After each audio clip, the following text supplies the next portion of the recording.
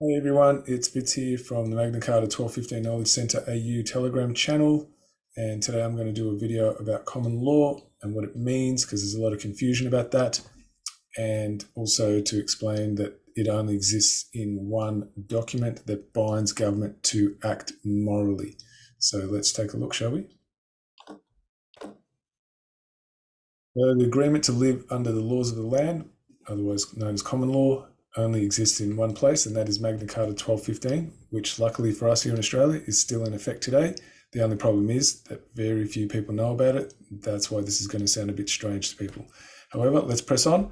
So let's take a look at the simplest, quickest, easiest way to explain what common law means, which is only found in Magna Carta 1215, and that is man's best attempt to live in peace. And how does man do that? Through the preservation of the conditions required for humanity to enjoy giving to one another. So let's take a look at what those conditions are, shall we? Okay, those conditions to live in peace are what's known as the four tenets of common law, and that is no loss, no harm, no fraud, which means not to lie or to deceive, and there cannot be any violation of the peace. So none of these things are rights, right? That's why it's called negative rights. And if there's no violation of the peace, that means the peace is kept.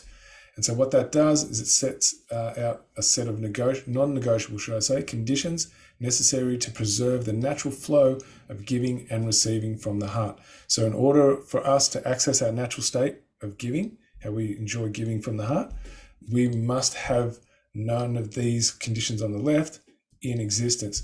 So that's how our nervous system can relax enough so we can access that part of ourselves that is capable of giving and receiving. So that's just a brief way, and that's only outlined in Magna Carta 1215, nowhere else. Okay, back to more explanation of what's in the Magna Carta 1215, the law of the land. That's the practice of living according to the principles of universal morality so that freedom can prevail. So what I've actually found is very few people know how to even define morality, so that's what we're going to do right now. Now here we have it, morality, as spelt out, morality. It means knowing the objective difference, so it's not a subjective thing, it's your objective knowledge of the difference between what is a right and what is not. So what does that mean, a right? A right is an inherent truth, something that's universal to all of us that we require in order for our dignity and our integrity to be preserved. And for us to actually live in peace, those preservations must be in existence, right? So we must care about each other's well-being. So morality is how we contribute to one another's well-being. So we cannot have our own well-being upheld if others people's aren't as well. So when people are at peace, they're going to want to be peaceful to us. So that's what morality does. It shows us how we can live peacefully amongst each other. And as you can see here, Magna Carta 1215 is the moral agreement that binds government to act in the service of the people. So that's that true understanding of what a public servant is, someone who actually understands morality, and that's from an objective position. Only then can they be in service to the public. So this is all a knowledge that people don't have, and Magna Carta is the only place where that's allowed to, actually been enshrined as a condition of how someone can be in service to the people, because they need to take an oath, and that oath is their actual pledge to act in accordance with the universal principles of morality. And very few people know that about public servants, and that's only found in 1215 Magna Carta. So let's carry on. Okay, the other aspect of common law of the land that's articulated in Magna Carta 1215 is what are the actions required to restore dignity and integrity when morality has been breached. So that is a set of, a way, should I say, that people can restore what they need to do to restore their dignity if someone has violated someone else's dignity, right? And that's enshrined in 1215 Magna Carta, and that's through trial by jury. But first we need to understand what a constitution is and how that actually protects that capacity. And that only happens in the 1215 Magna Carta, which luckily we in Australia are still bound to because we live under the constitutional monarchy system, and Magna Carta 1215 is from England. So we're still bound by it, guys. So that's good news for us. Here we go, guys. This is what's been protected for us here. It's just that we don't know about it. Hopefully this will stimulate your interest to want to get to know it. For a society to live under the principles of morality, there must be common law articles written into the Constitution. Now let's explain what a constitution is, because very few people know what that is. A constitution is the arrangement for the construction of a country, nation, or state.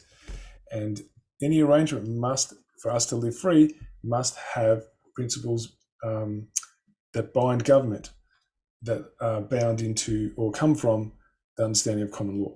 So Articles 39, 40, and 61 of Magna Carta 1215 are the common law articles that bind government to conduct itself under the principles of universal morality in order to have the mandate of the people. That's why they all swear an oath, guys. If you've ever wondered why you see these politicians swear oaths, the true nature of that oath is that they actually make a pledge to abide by the principles of universal morality, and the consequences to them, if they don't, rests with the hands of the people, and that's through trial by jury.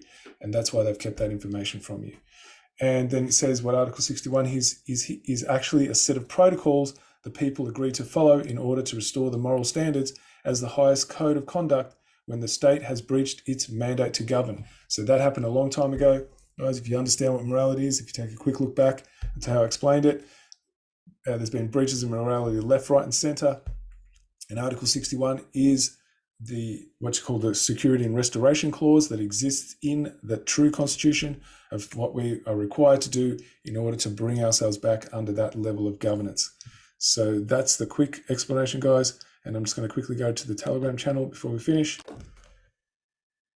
Okay, just to finish, this is the Telegram channel, MC1215 Knowledge Center AU. As you can see, there's a link down the bottom, like a URL. You'll need to type that in because it's a private channel.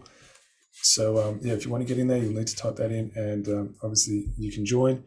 And there's a ton of information in there to explain all the hidden knowledge from you as to why you don't know about this. So we look forward to seeing you in there and starting your journey into getting yourself the knowledge to get the power you require to actually do something about actioning your freedom. All right, thank you very much. That's it.